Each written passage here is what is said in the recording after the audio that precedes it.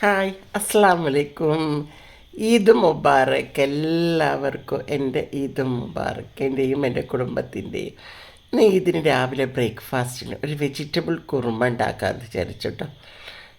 വെളിച്ചെണ്ണ അതിനകത്തേക്ക് ഒഴിച്ചിട്ട് ഏലക്കായ, പട്ട, ഗ്രാമ്പ് ഇട്ട് ഇതായതിന് ശേഷം പച്ചമുളക് ഇടുക, ഇഞ്ചി, വെളുത്തുള്ളി, കൂടുതൽ ഇഞ്ചി വെളുത്തുള്ളിയുടെ ഒരു ചെറിയൊരു കഷ്ണം ഇഞ്ചി വെളുത്തുള്ളി ഇട്ടാൽ മതി കേട്ടോ.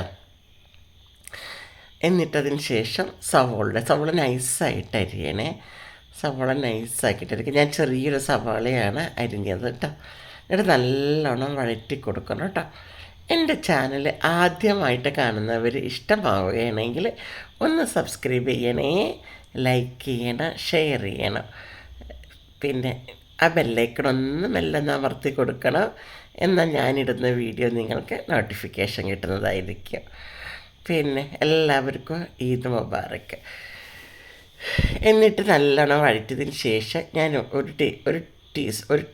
ടേബിൾ സ്പൂണ് മല്ലിപ്പൊടി ഇട്ട് ഇവിടെ നന്നായിട്ട് ഇളക്കി കൊടുത്ത് കുരുമുളക് പൊടി ഇട്ടിട്ടുണ്ട് കേട്ടോ. ഇവിടെ നന്നായിട്ട് ഇങ്ങനെ ഇളക്കി കൊടുക്കണം. ആ പച്ചമണം മാറണത് വരെ ഒന്ന് ഇളക്കി കൊടുക്കുക. എന്നിട്ട് ഞാൻ അരിഞ്ഞ് വരിക്കുന്ന വെജിറ്റബിൾസ് അതിലേക്ക് വെച്ച് കഴിഞ്ഞാൽ ക്യാരറ്റ്, ഒരു വലിയ ക്യാരറ്റ്, ഒരു ഉരുളക്കിഴങ്ങ്, ഒരു 5 ബീൻസ് കേട്ടോ. ആ ബീൻസ് ഇട്ടിട്ട് നന്നായിട്ട് ഇളക്കി കൊടുക്കുക. അതിന് ശേഷം അരിഞ്ഞ് വെച്ച ആ പാത്രത്തിൽ തന്നെയാണ് ഞാൻ വെള്ളം എടുത്തിരിക്കുന്നത് കേട്ടോ. അപ്പോൾ നമ്മൾ വെജിറ്റബിൾസ് അരിഞ്ഞ് വെച്ച പാത്രത്തിൽ എന്നിട്ട് നമ്മൾ കുറച്ച് വെള്ളം ഇതിനകത്തേക്ക് ഒഴിച്ച് കൊടുക്കണേ. എന്നിട്ട് ഉപ്പ് ഇട്ടിട്ട് നമുക്ക് അടച്ച് വെക്കണം. ഉപ്പ് നമ്മൾ സവോളൻ്റെ കൂടെ ഇട്ടിട്ടുണ്ട് കേട്ടോ. എന്നിട്ട് നമ്മൾ ഒരൊറ്റ വിസിൽ കൊടുത്താൽ മതി. കൂടുതൽ വെജിറ്റബിൾ അധികം ഇങ്ങനെ ഉടയാൻ പാടില്ല കേട്ടോ. കുറുമയ്ക്ക് ഉണ്ടാകുന്ന വെജിറ്റബിൾസ് അങ്ങനെ ഉണ്ടാവണം, ഉടഞ്ഞു പോകാൻ പാടില്ല. എന്നിട്ട് നമ്മൾ ഞാൻ ഒരു മുറി തേങ്ങ എടുത്തിട്ടുണ്ടായിരുന്നു. ഇത് നമ്മൾ പനീറാണ് ഇട്ട് കൊടുക്കുന്നത് കേട്ടോ. എല്ലാവരും പറയും പനീറിനൊരു വികാരവും ഇല്ലയെന്ന്. പനീറും ഗ്രീൻ ബീൻസും. പനീർ നമുക്ക് സത്യത്തിൽ അങ്ങനെ തന്നെയാണ്.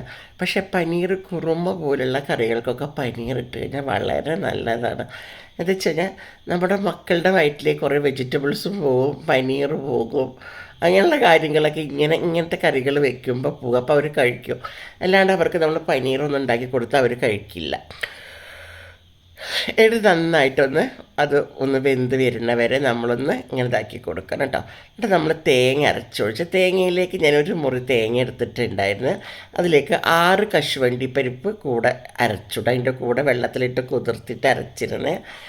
അതും കൂടി അരച്ചിട്ടാണ് നമ്മൾ തേങ്ങയുടെ കൂടെ അരച്ചിട്ടാണ് അത് ചേർത്തുന്നത്.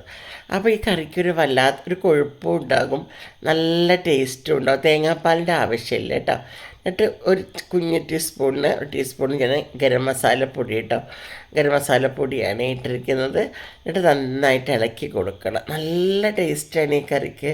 നിങ്ങളെല്ലാവരും ഈ കറി ഒന്ന് ഉണ്ടാക്കി നോക്കി എന്നിട്ട് അതിൻ്റെ ഫീഡ്ബാക്ക് അറിയിക്കണം. എന്നിട്ട് നമ്മൾ ലാസ്റ്റ് ഗാർണിഷിങ്ങിന് കുറച്ച് മല്ലിയില എടുത്ത് ഞാൻ മുകളിലേക്ക് തൂക്കി കൊടുക്കുക.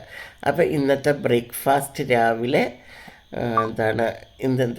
കുറുമയാണ് ഉണ്ടാക്കുന്നത് കേട്ടോ.